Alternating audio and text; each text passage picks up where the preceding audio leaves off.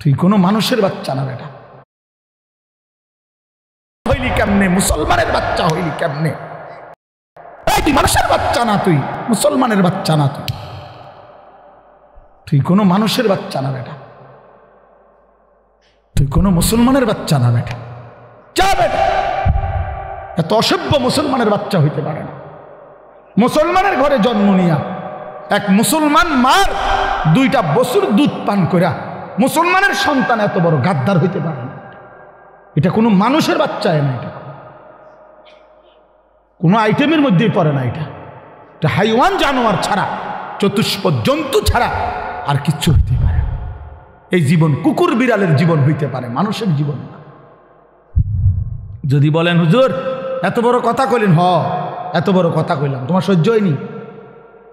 সহ্য হয়নি তোমার আল্লাহ কোরআনে বলছে। এবার শুনবানি কোরআন শরীফ থেকে, কোরআনুল কারীমের মধ্যে আছে সূরা আরাফের মধ্যে আল্লাহ তাআলা স্পষ্টভাবে বলছেন কোরআনুল কারীমের মধ্যে, ওয়াত্তাবা হাওয়াহু ফামাসালুহু কামাসালিল কালব। আল্লাহ তাআলা বলছে মনের ইচ্ছা মতো যে চলে। আল্লাহ মাফ করে দেন। হাফেজ সাহেব কেউ নাই এখানে? এটা বাইর করেন। আমি তো হাফেজ সাহেব না। সূরা আরাফের মধ্যে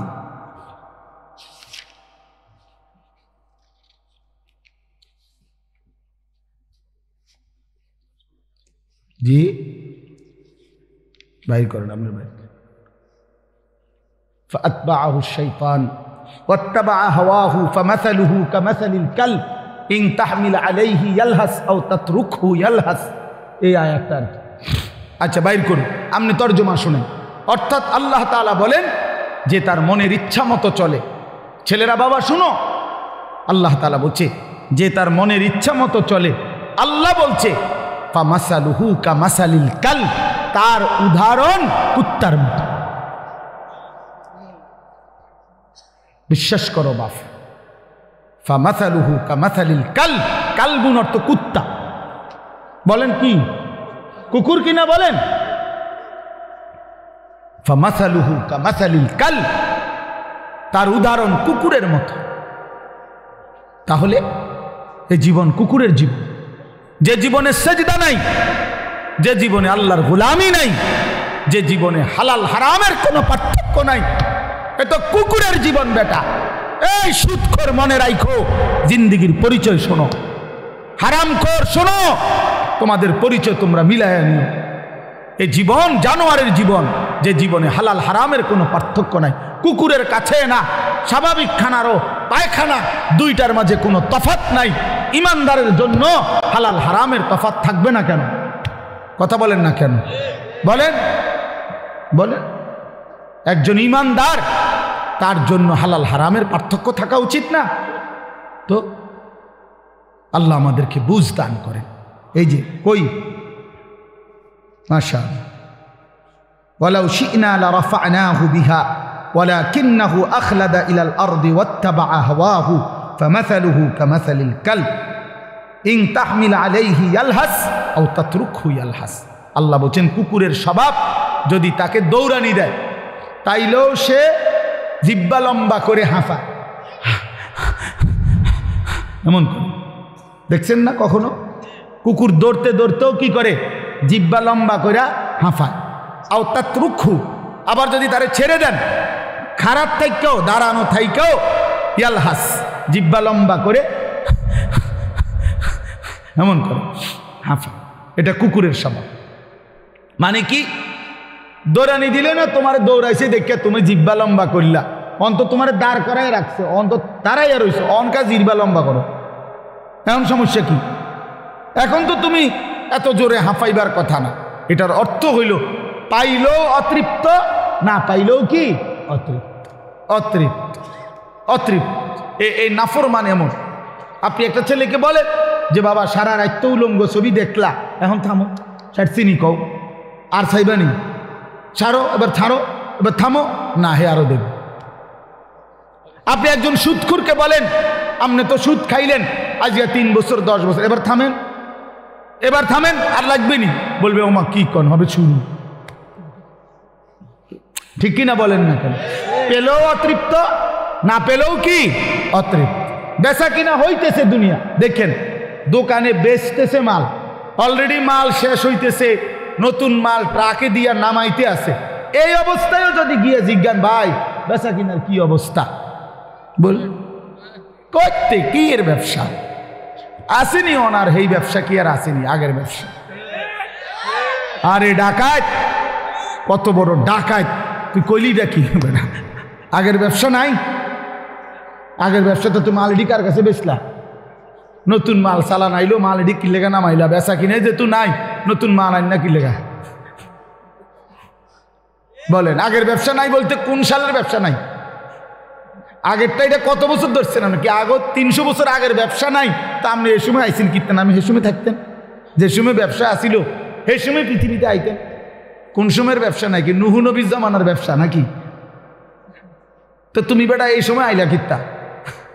তুমি জন্ম নিলা পৃথিবীতে এই বছর, এখনকার সময় কয় আগের ব্যবসা নাই। এ অর্থ হইল পেলেও অতৃপ্ত, না পেলেও কি?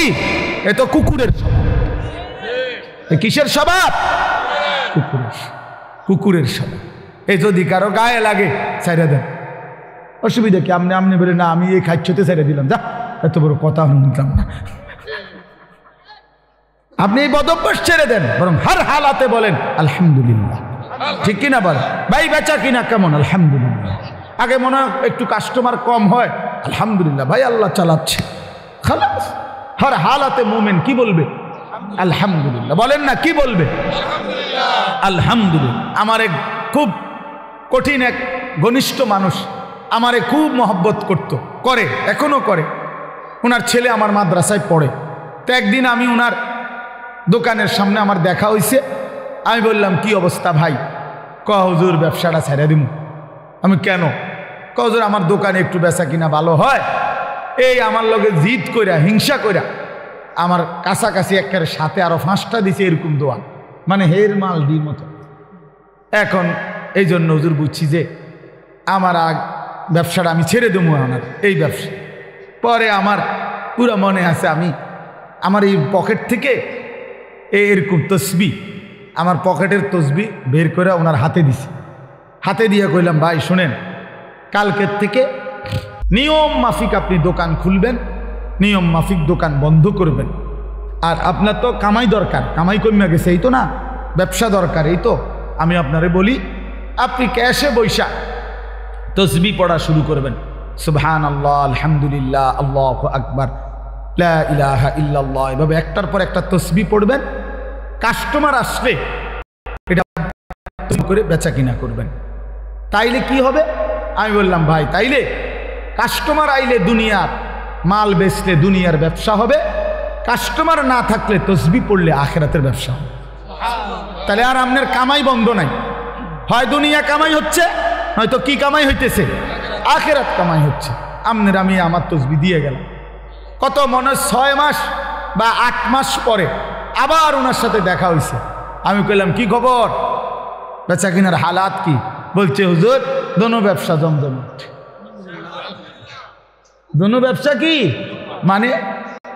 মানে বেচা কিনাও চলতেছে ভালো, তসবিও পড়তেছি ভালো, আখিরাতের কামাইও হচ্ছে, দুনিয়ার কামাইও হইতেছে। পরে আমি কইলাম ভাই আমার তসবিটা দিয়ে আলান, তো লাইনে পড়ে গেছেন আপনি সারছে তো, ওইটা দিয়ে আলান তসবি। না হুজুর এটাই তো আমার বাইক লাগছে। এটা কেন তসবি? এটাই তো আমার বাইক লাগছে, আমি এটা দিতাম না। আলহামদুলিল্লাহ। তো বাপ আমার কথা হলে এটাই, আমরা আখিরাতের জন্য, আমাদের জিন্দিগি আখিরাত, আমাদের জীবন কি আখিরাত। সেই আখিরাতের সর্বশ্রেষ্ঠ সিজন মৌসুম মাহে রমজান। বলেন আলহামদুলিল্লাহ, শাহরু রমাদান। এই কথাটাই শেষ কথা হইল। আমরা যদি দিল থেকে বুঝি যে আমরা আসলে আখিরাতের জন্য, আমরা মুমিন, আমরা মুসলমান, অতএব আমাদের সামনে একটা শ্রেষ্ঠতম সুযোগ মাহে রমজান। মাহে রমজান, মাহে রমজান। দয়া করে আল্লাহর ওয়াস্তে ভাইয়া আমার, বন্ধু আমার, সাথী আমার, ছেলেরা তোমাদেরকে বলি, বাবারা আপনাদেরকে বলি, পর্দার আড়ালের মা বোন আপনাদেরকেও বলি, একটা মাস রমজান আসতেছে, দয়া করে একটু কদর করে আখেরাতের ফিকির করে গুনাহ ছেড়ে দেন। চুরি, ডাকাতি, জিনা, ব্যভিচার, মদ, জুয়া, অশ্লীলতা, বেহায়াপনা, অসভ্যতা, নোংরামি, মা বোনরা বেপর্দার জিন্দিগি মা ছেড়ে দেন। ছেলেরা বাপ, নারী দেখা, ছবি দেখা বন্ধ করে দাও বাপ। প্রিয় সাথী, বন্ধু, মোবাইলের ওই নারী তোমারে সুখ দিবে না। অশ্লীল ছবি কাউকে সুখ দেয় নাই বাপ।